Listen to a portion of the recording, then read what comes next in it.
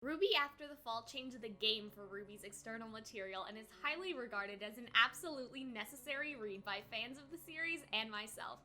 We fell in love with Team Coffee in an exciting, heartfelt, and hilarious story that gave more depth to these characters as well as to the world of Remnant. We were so excited when a second book was announced last year, and now RWBY Before the Dawn is finally here, guys. So how does this book hold up to the last? Good day, everybody. It is Calxiyn here, and if you guys enjoyed this video, remember to subscribe for more RWBY videos and check out my Discord server if you guys want to discuss the book with other RWBY fans. This video is made possible through my patrons, and if you guys want to support the channel, you can check that out after the video if you like it. This is my non-spoiler review of RWBY Before the Dawn. I am not being paid to make this video, and I had to buy my own copy of the book. I'm stating this because some people may assume because I got my copy early that Rooster Teeth may have been paying me or sent me one, but they didn't. My book retailer just broke the street date. They did the exact same thing last year. So you guys can trust that these are my 100% honest thoughts. And so what do I think? I loved RWBY Before the Dawn, and I would give it a solid 8 out of 10 if After the Fall is 9 out of 10. I don't usually do the whole numbers thing because I think there are some problems like with numerical systems, but I think that's the easiest way to sort of explain that it is a very high quality book. It is a necessary read. If you are a RWBY fan, you need to read this book. There is just so much new information in this book for RWBY fans to gush over, and I think that now people are going to be talking about this book until RWBY Volume 8, or at least until the fairy tale book comes out, but it's also going to have a resurgence right before we get into the Vacuo arc that people are going to be like, hey, did you read Before the Dawn? Because there's this, this, and this to look forward to before we go to Vacuo, and that's going to be like the motion of the community. Not only is there some new developments when it comes to semblance and aura, but Vacuo has such great world building. Its culture, its attitudes of its people, its history, all of these are naturally incorporated into the story and the conflict, and I was just so excited to learn more about it because I feel like, to me, Vacuo is one of the most interesting places just because it has been plagued by war. Obviously, we know about the Great War, and so there's a lot in there that is like super fascinating to me. And not only will you love Vacuo, but you will love the cutthroat students that are at Shade Academy. And some of those cutthroat students are familiar faces from the Vital Festival. So if you guys are excited to see those teams get a little spotlight, it's really interesting how they incorporated those teams that I thought we would never see ever again. But they're back, and they're super cool. And if you're interested in learning more about Vacuo's mysterious headmaster, we are introduced to the amazingly theatrical headmaster Theodore and his right-hand woman Professor Rumpel, and they are badass. Theodore is so different from any headmaster that we've seen before. Like, he is literally, I don't even know what I can say about him because it would give too much away, but you guys need to like check him out a little bit before we see him in RWBY because he's gonna be a super hammy character if the book is anything to go by, and Rumpel is so fucking cool. She is so cool, and I can't explain why, but she's just so cool. Like After the Fall was, I found Before the Dawn incredibly funny. I love the dialogue in the book, and seeing the internal thoughts of characters like Sun and Neptune is really cool. We're able to get into their heads and relate to them a lot more. Like, I never liked Sun and Neptune, I'm just gonna be honest. Like, I have gone as far as to do like RWBY what if videos where they're completely erased, and I feel kind of bad now. This shows Team Sun in a new light, and they're the most enjoyable they've ever been. Sun's interactions, the team together, feel real and believable, especially the anger and resentment some of the members of the team feel towards each other.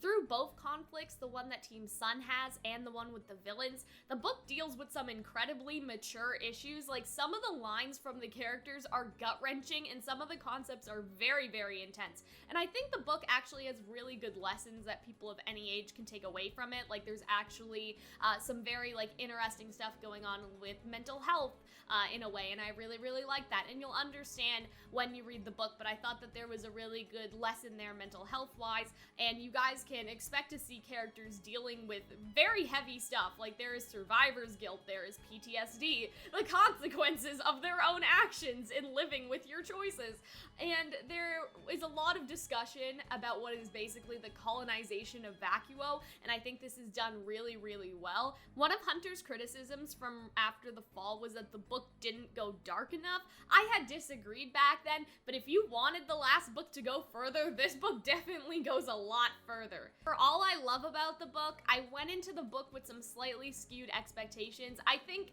partially because of the fandom, like, I feel like it's my own fault, and I've seen some people with these same expectations. If you think that this is a copy-paste, like, this is like the Team Coffee book, but it's Team Sun this time, you need to adjust your expectations. Like, even on the back cover, it does say Sun is by Team Coffee's side, right? There is a large focus on Team Sun, but it is not the only focus, like, after the fall. Because remember, Coffee was alone in the desert, and it's a different environment compared to, you know, Sun being with Team Coffee and the other teams at Shade. Like, if you wanted those juicy sage secrets, like, you're not gonna find them in the book.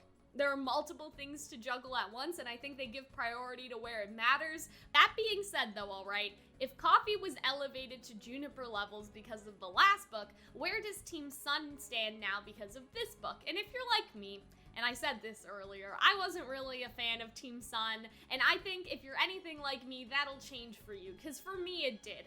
Sun and Neptune are 10 times more likable compared to how they were in the show. Scarlet was never really unlikable, and his appearance was very brief. Like, he didn't leave a bad impression, but he didn't leave, like, an amazing impression either, if that makes sense. So I'll just say that it's good to see more of him. I do like Scarlet now, too. What I'm trying to explain is, like, with Sun and Neptune, I sort of actively disliked them inside of my heart, but Scarlet was more in a neutral position, and he's just gone up, if that makes sense. And so, as you guys know, as I mentioned earlier, I mentioned how I made a video on how Sun felt like an empty tool for Blake's character development in RWBY proper, and Sun finally feels like a real fucking person through Before the Dawn. And if you guys are a fan of Sun, I think you'll thoroughly enjoy this book. But like I said, if you're like me and you're not exactly a fan of Sun, because I wasn't really a fan of Sun, I think you will, like, grow to like him through his partial backstory reveal, his internal dialogue, and the personal growth that he goes through. And when Sun is supposed to be an asshole, because there are times that he's supposed to be an asshole in this book in order to, you know, change and stuff. Like, he can be a real asshole, but most of the time he's incredibly likable, and Sun desperately needed this attention. I am very, very satisfied with his character arc, and I really, like, could not be happier with how Sun was done in this book. I actually like him now, like I already said, and I think that they did a really, really good job giving him sort of the life that he needed to be his own character and to have his own wants and desires. And, you know, I think it's helped that we see things through Sun's POV. We get into his head. Like, he's a real thinking person. Where Sun got a partial backstory reveal, Neptune, in my opinion, gets a full backstory reveal and personality improvement. It's hard to sort of explain, but he's less of a fuckboy and more of, like, this unintentional, lovable dork, which to me made him a lot more likable. And I feel like even though he's a dork, like, he's a different type of dork compared to characters like Jean, because at first I was like, like, I hope that Neptune doesn't turn into, like, too much like Jean, but they were able to sort of give Neptune his own sort of brand of nerdiness, if that makes sense. Like, he was very enjoyable to read. He has some of the funniest scenes in the whole book. Like, it is downright hilarious, some of the stuff he says in some of the situations that Neptune is put into. It is so funny, and I hope that this improvement of his personality carries over to the show, because that's one of the things that people say. People are like, I don't like Neptune, he's kind of a fuckboy, like, he's kind of a player, all that stuff. Whereas here they really emphasize that, you know, when Neptune, like, isn't hitting on girls, because I don't think he hits on a girl throughout the entire book, like, if I remember correctly. Maybe I just didn't notice it, but he doesn't, you know, he doesn't explicitly hit on anyone this time. I think at the end of After the Fall, he made an attempt. But, you know, I think that rubs people the wrong way sometimes, but now we get to see another side of Neptune. Like, this is just Neptune when he's not, because that's the whole thing with Neptune, is that he isn't an actual fuckboy. He is emulating that because he thinks that's what girls like. And so when you see, like, the Neptune with those sort of walls down, he becomes a incredibly, like, more likable person, and I think that makes a lot of sense. And now that we've gone over all that, here's my conclusion. There were some things that happened that I'm like, okay, well, this is sort of left unresolved. So will there be another book, or will this thing that is not resolved lead into RWBY proper? So that is my question, is like, where will this be? Will it be important in the show, or will there be another book? And honestly, I think the way that the book ended, I think that there could be another book with Team Sun and Coffee under one circumstance, because the in-book plot line from After the Fall and Before the Dawn that does not appear in the show is over. And so I highly doubt that they'd make up a whole new threat, like another book-only threat again.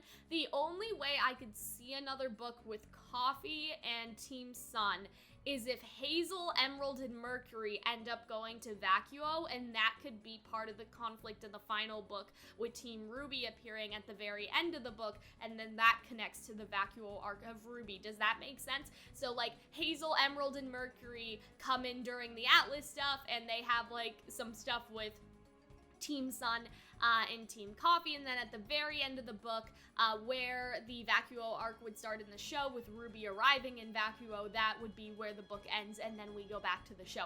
Does that make sense? And I feel like I would say that Hazel, Emerald, and Mercury, there is a possibility that they may not be going to Atlas, given how many characters they're juggling in Atlas, like villain-wise. There's already Tyrion, Watts, Neo, Cinder, and Salem, and the Grimm, and adding 3 more to that seems like a lot. Like adding like Hazel, Emerald, and Mercury seems kind of unnecessary, especially since there's still Ironwood that is also against Team RWBY and the Aesops. And so if Hazel, Emerald, and Mercury were sent to, you know, start setting stuff up in Vacuo, I could see a 3rd book being made. And I would personally really like a 3rd book to like cap this off as a trilogy. I think it could also solve the complaints that some people will certainly have about not getting enough of Sage and Scarlet. And I think this really depends on the direction that RWBY proper will go into. So I can't really say. I think it is possible to get another book with Team Coffee and Team Sun, but they need to start bringing in those elements like from the actual show, because I think they are done with like book only stuff now. But I think the Hazel, Emerald, and Mercury thing like that could be cool. That's just me. I think I don't know, I just think that that would be cool and that would make sense. If you guys are interested in discussing the whole book, spoilers and all, I will be doing a spoiler analysis and I will be doing theory videos, but these are just my general thoughts on the book as a whole. I really enjoyed it, and again, I encourage you guys to give it a read. I think that should be clear based on everything I said. Anyway, guys, let me know in the comments, did I convince you to get the book? Did you already have the book pre-ordered? Do you have the book right now? Do you have any questions for me? Go ahead and put them down there, and I'll make sure to answer them. Remember to join the Discord server if you guys want to talk about the book with other RWBY fans, and I will see you guys in the next one. Bye!